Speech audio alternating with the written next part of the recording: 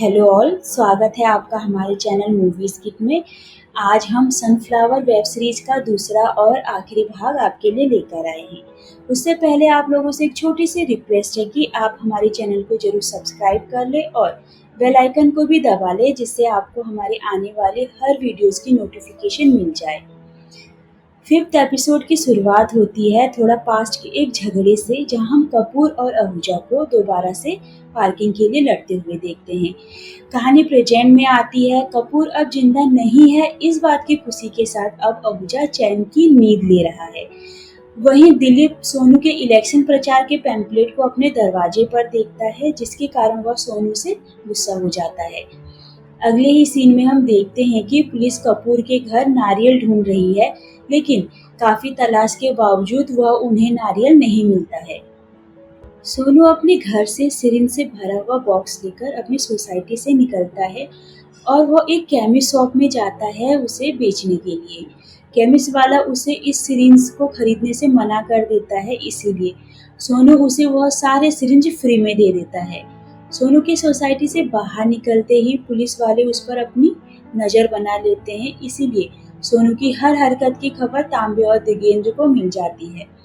Society में police वाले अपनी तलाश को जारी रखते हैं ताकि उन्हें कुछ और सबूत मिल जाए। काफी ढूंढने पर पुलिस वालों के हाथ एक बड़ी सफलता लगती है।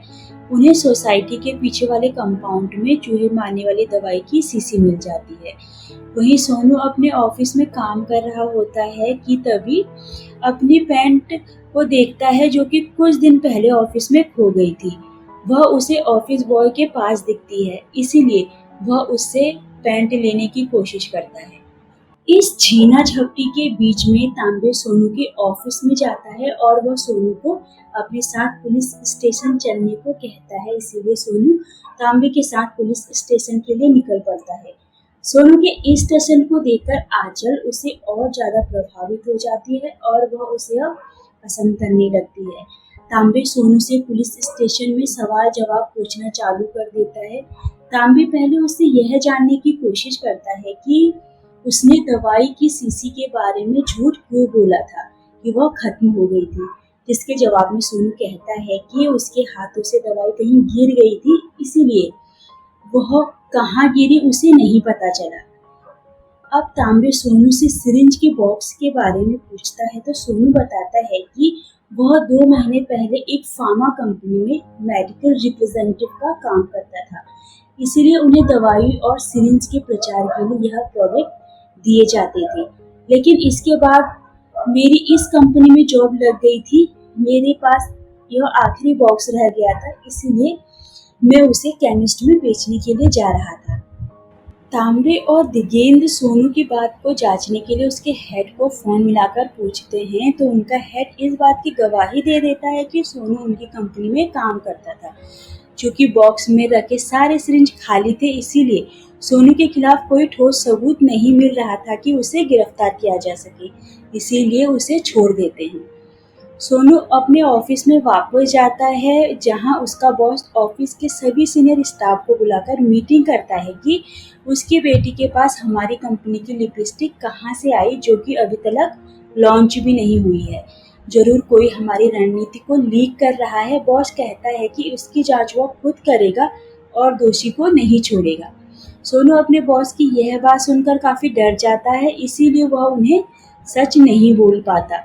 वहीं आंचल सोनू को इम्प्रेस करने की कोशिश करती है, इसीलिए वह उसे ट्रीट देने के लिए एक पब में लेकर जाती है। पब में एंट्री के लिए पब बाउंसर उन्हें मना कर देता है, इसीलिए सोनू तांबे को फोन करके अपने ग्रुप की एंट्री पब में करवा देता है, जिससे आंचल सोनू से और ज्यादा प्रभावित हो जाती है। आंचल सोनू को पार्टी में ड्रग्स दे देती है, जिसके कारण सोनू को देखने में प्रॉब्लम होने लगती है और वह अपना फोकस खो देता है। इस पब में जस्टिना, गुरलीन और जस्टिना का बॉयफ्रेंड भी आते हैं, जो कि सोनू के साथ डांस करते हैं, जिसके कारण आंचल सोनू से काफी गुस्सा हो जाती है। सोनू के इस प्यार के बीच आई इस तकरार के साथ ही यह एपिसोड यहीं खत्म हो जाता है। सिक्स्थ एपिसोड की शुरुआत में हम देखते हैं कि सोनू जस्टिना के घर से बाहर निकलता है तो उसे अपने बॉस की आवाज़ आती है जो कि पार्टी के होस्ट को ढूंढ रहे होते हैं। इसीलिए वो खिड़की के रास्ते सोसाइटी के पीछे वाले कंपाउंड से भागने की कोशिश करता है। वहीं दूसरी तरफ हम देखते हैं कि गुरलीन गाने के ऑडिशन के लिए जाती है जो कि थोड़ी देर बाद में है। उस दिन आकांक्षा काफ़ी नशे में थी इसीलिए उसे फ्लैट का नंबर ध्यान नहीं है। बॉस अपनी बेटी आकांक्षा के साथ फ्लैट को ढूंढने की काफ़ी कोशिश करते हैं मगर उन्हें सफलता नहीं मिलती। सोनू खिड़की की मदद से एक फ्लैट में घुस जाता है जहां एक बुजुर्ग रहते हैं जिनकी तबीयत काफ़ी खराब है इसीलिए सोनू उनकी मदद करता है और उन्हें हॉस्पिटल लेकर जाता है।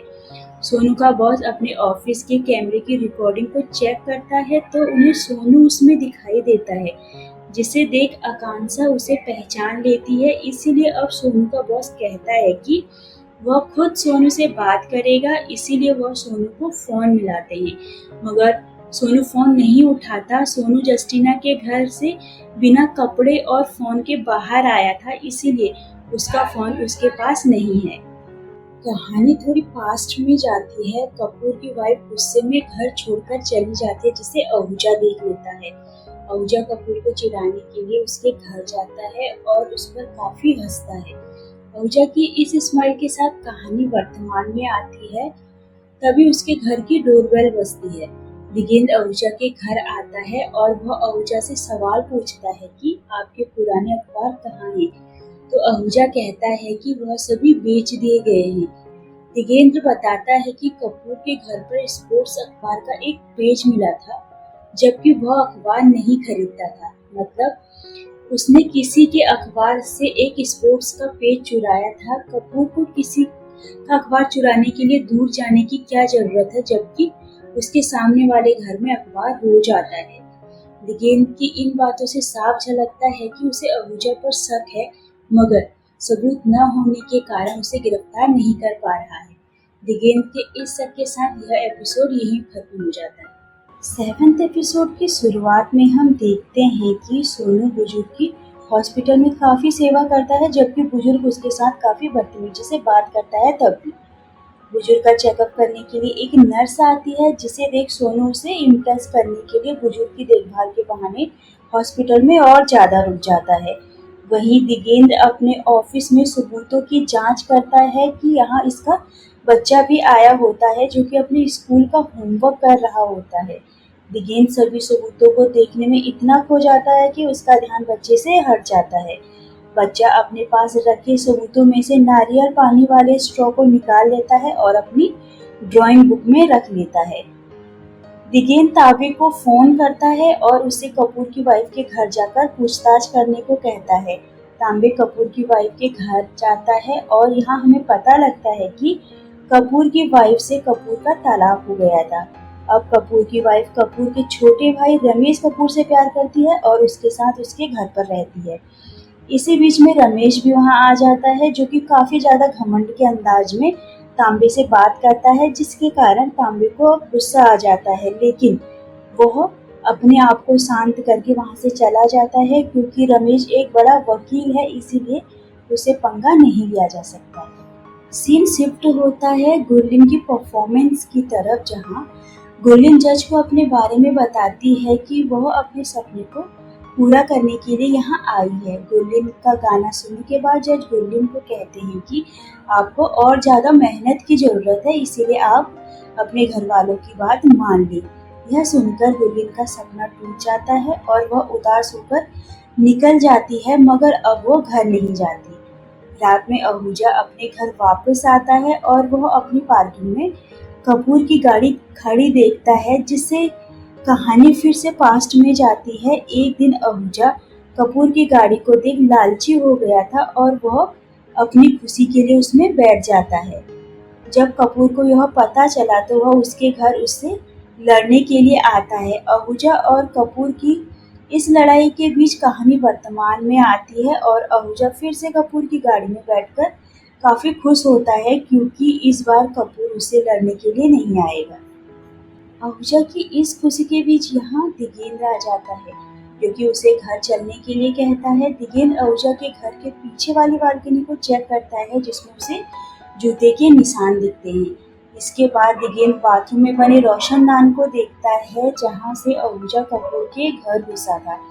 वहाँ पर पड़ी मिट्टी से दिगेंद्र का आहूजा पर शक और गहरा हो जाता है, इसीलिए वह आहूजा को शहर ना छोड़कर जाने के लिए कहता है। वही तांबे पुलिस स्टेशन में कंप्यूटर में कुछ चेक कर रहा होता है जिसमें उसे एक सबूत दिखता है। वह दिगेंद्र के आने का इंतजार करता है। दिगेंद्र पुलिस स्टेशन में आता है और वह आते ही तांबे को आहूजा के खिलाफ मिले सारे सबूतों को बताने लगता है। मगर तांबे दिगेंद्र की बात को रोकते हुए उसे सोनू की फोटो दिखाता है जिसमें कपूर और सोनू दोनों एक शादी की फोटो में होते हैं। सोनू ने इससे पहले बयान दिया था कि वह कपूर को नहीं जानता है, जबकि दोनों इस शादी की फोटो में है। इसका मतलब उसने झूठ बोला है। इस फोटो को देख दिगेंद्र अब सोच में पड़ जाता है और तांबे अपने इकट्ठा किए हुए सबूतों के साथ दिगेंद्र से डिस्कस करने लग जाता है। दोनों के इस डिस्कशन के साथ ही यह एपिसोड यही खत्म हो जाता है। 8th एपिसोड की शुरुआत में कहानी थोड़ा पास्ट में जाती है, जहां हम सोनू को एक शादी में देखते हैं जो कि उसकी गर्लफ्रेंड जूही की है। यह वही लड़की है जिसकी शादी की फोटो दिगेंद्र और तांबे एक सबूत के तौर पे पुलिस स्टेशन में देख रहे थे। जूही कपूर की कंपनी में काम करती थी, इसीलिए आहूजा जूही की शादी में आया था और यह केवल एक इत्तेफाक था कि कपूर और सोनू दोनों एक साथ फोटो खिंचवाने के लिए स्टेज पर जाते हैं। वहीं अगले ही सीन में हम देखते हैं कि तांबे सनफ्लावर सोसाइटी में जाता है सोनू को पकड़ने के लिए और दूसरी तरफ दिगेंद्र जूही से पूछताछ करने के लिए। तांबे सोनू के घर जाकर बेल बजाता है, लेकिन सोनू अपने घर पर नहीं होता। तांबे सोनू को फोन करता है, लेकिन सोनू का फोन उसके घर पर ही होता है जिसमें बैटरी कम होती है, जिसके कारण वह स्विच ऑफ हो जाता है।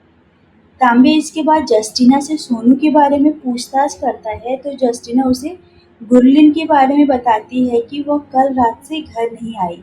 लेकिन तांबे उसकी समस्या को ज़्यादा सीरियस नहीं लेता है और वो कहता है कि वह कुछ देर में आ जाएगी और आप चिंता ना करें। दिगेंद्र जूही से सोनू और उसके बीच के रिश्ते के बारे में पूछता है, तो जूही बताती है कि वह दोनों एक दूसरे को पसंद करते थे। एक दिन हमारे ऑफिस में एक क्लाइंट आया जिसका नाम आशीष था, जो कि काफी अमीर था और वह मुझे पसंद करता था। आशीष ने कपूर को अपनी पसंद के बारे में बोला, इसीलिए कपूर ने मुझे समझाया कि आशीष काफी अमीर है जो कि तुम्हें हर खुशी दे सकता है। सोनू के साथ रहकर तुम सिर्फ हंस तो सकती हो, लेकिन जिंदगी में खुशी कभी नहीं पा सकती हो। तभी मैंने सोनू और आशीष में आशीष को चुना अपनी बेहतर जिंदगी के लिए। दिगेंद्र जूही से पूछता है कि क्या सोनू कपूर को जानता था, तो जूही कहती है कि जब कपूर मुझे आशीष को चुनने के लिए कह रहा था तो उस दिन सोनू होटल में आया था और उसने सब कुछ सुन लिया था। उस समय सोनू ने कुछ नहीं कहा था और वो सिर्फ मजाक और हंसी के साथ वहां से चला गया था, जैसे कि वो हमेशा करता है।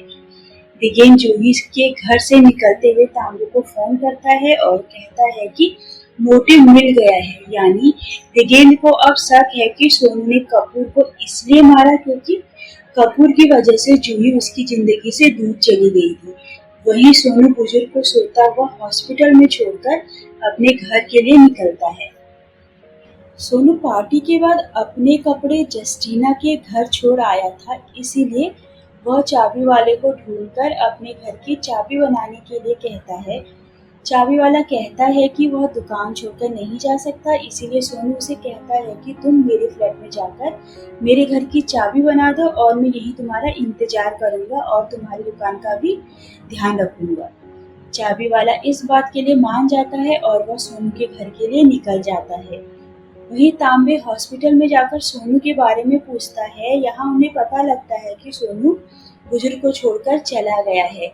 वह बुजुर्ग से पूछता है कि वह तुम्हारा कौन लगता है, तो बुजुर्ग ने बताता है कि वह मेरा कुछ नहीं लगता, वह खिड़की से आया था, अब पता नहीं कहाँ चला गया है।